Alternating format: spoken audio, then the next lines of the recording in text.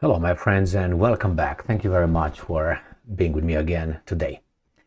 I stumbled over an interview that was conducted, or at least it was uploaded on YouTube today by Piers Morgan, that weasel, who went to Bucharest, Romania, to interview none other than Andrew Tate.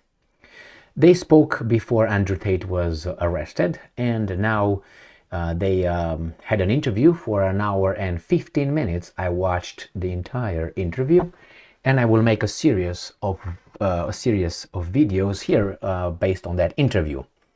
I already picked about maybe 12 sequences that I want to discuss where Andrew Tate mops the floor with his weasel. And it's not necessary to show you what Andrew Tate says per se, which I agree with a lot, but how the weasel, Piers Morgan, is caught with his pants down and how he weasels his way out.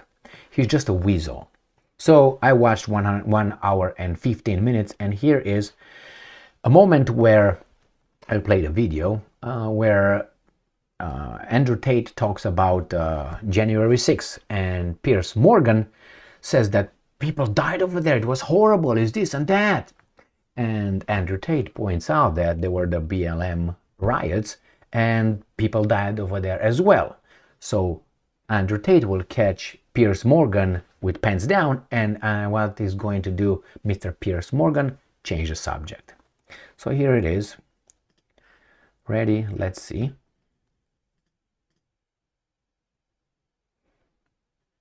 Judicial system. Let's talk about the judicial systems of the world. I've recently seen some very scary decisions in America, in England, in these Western democratic nations. You see people doing 20 years for attending peaceful protests.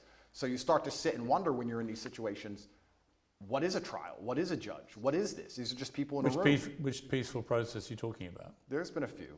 And who's got 20 years for attending a peaceful protest? I don't want to say names. I saw it somewhere on Twitter. Somebody attended, I think it was a protest, a pro-Trump protest, and they ended up getting 20 years. Well, if you're talking about the January 6th riots, they were riots where people died. Where people died. Do you remember how many people the mainstream media said died first? About 5 police officers.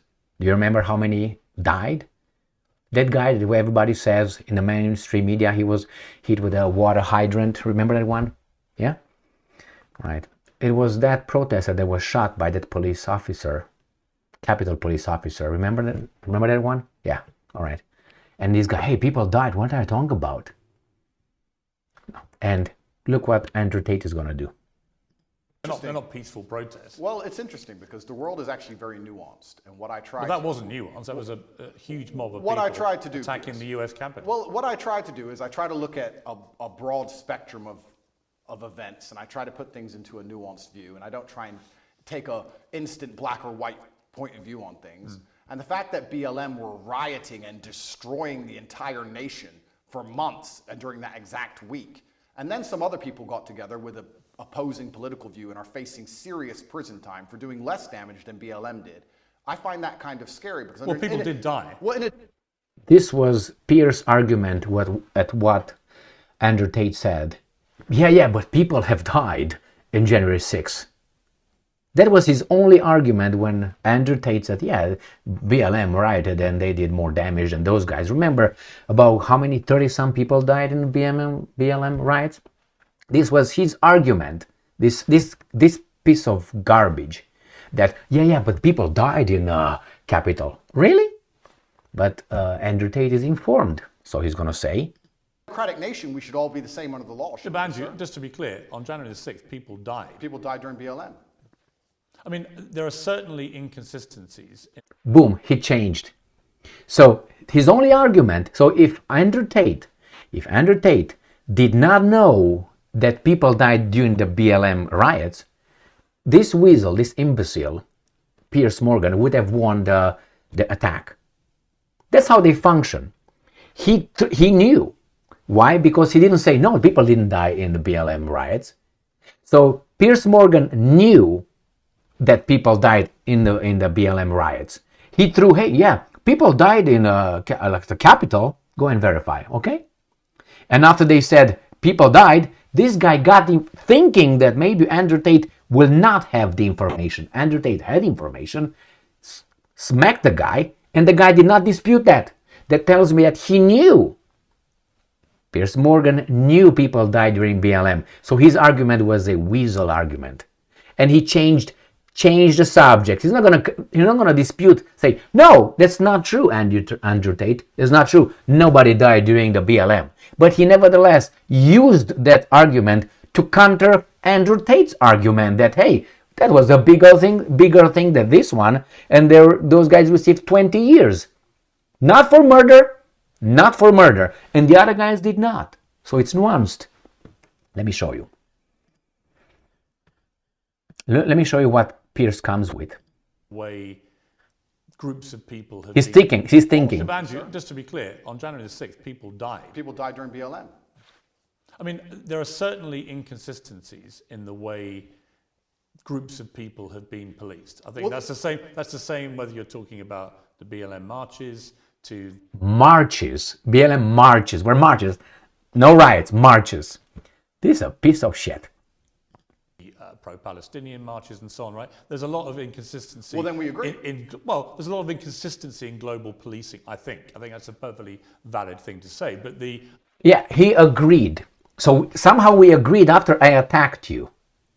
And I lost, and now we agree. We're equal, man. We're square. No, we're not square. I caught you and you knew, but you thought I didn't. Now that's an impartial guy? I don't think so.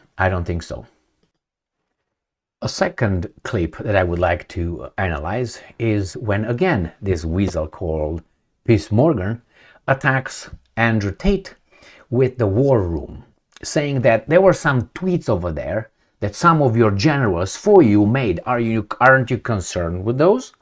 And Andrew Tate would say, no, that's fake.